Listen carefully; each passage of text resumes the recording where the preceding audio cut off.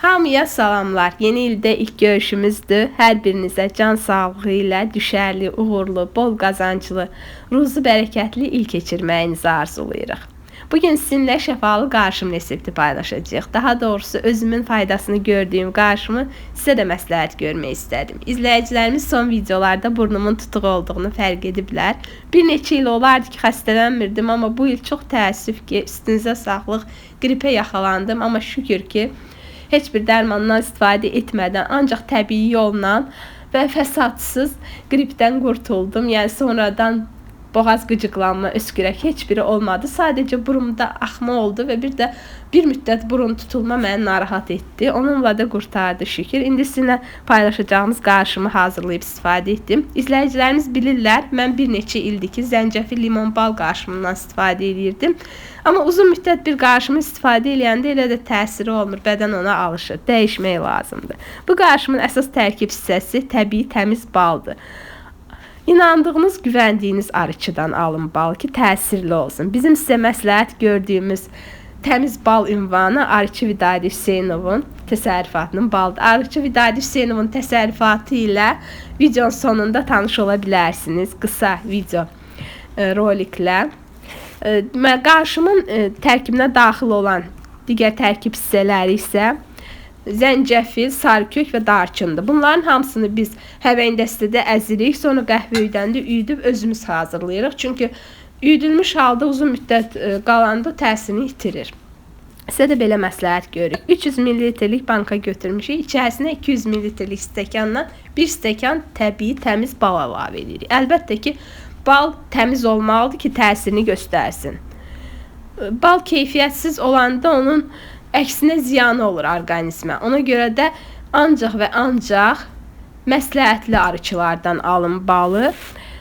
Balın üzərinə 2 çay qaşığı sarıkök, 2 çay qaşığı zəncəfil və 1 çay qaşığı darçın əlavə edib yaxşı qarışdırırıq. Bu qarışımı az-az hazırlayıb istifadə etdikcə yenidən hazırlayırıq. Çünki uzun müddət istəmirik qalsın.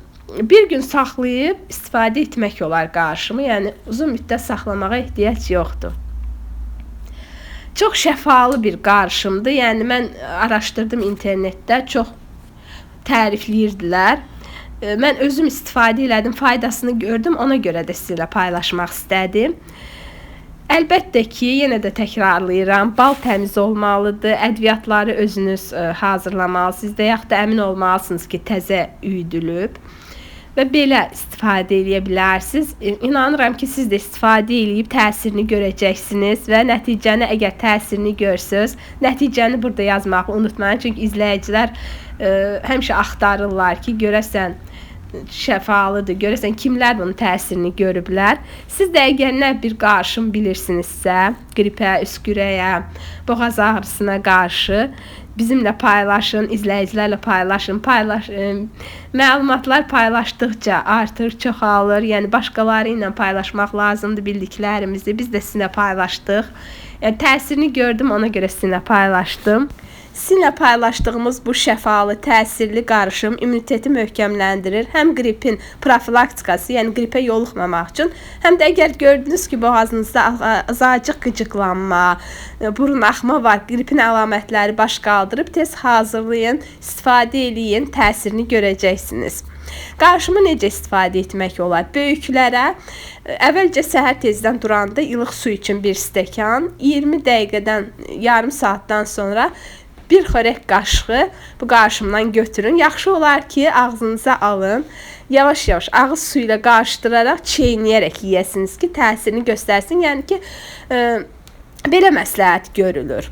Əgər görsünüz ki, içə bilmirsiniz, mənə görə xoş dadı var qarışımın. İçə bilməsəniz əgər, elə ilıq suya qatın, qurtum-qurtum, az-az istifadə eləyin.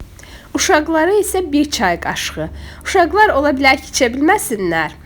Balacadırlar. Onları elə ilıq suya qatın, verin, elə içsinlər. Tapşırın ki, qurtum-qurtum içsinlər. Çox şəfalı qarışımdır dediyim kimi. Təsirini görəcəksiniz inşallah. Amma istifadədən əvvəl yaxşı qarışdırın. Çünki ədviyyatlar dibə çökür. Həm də taxta qaşıqla götürün. Çünki bal dəmir qaşıq dəyəndə bal o keyfiyyətini itirir. taxta qaşıqla götürüb istifadə edin. Bu qədər, bu qarışımı sizinlə paylaşdıq. İnşallah faydalı olar. Hamınız sağlam olun. Hələlik.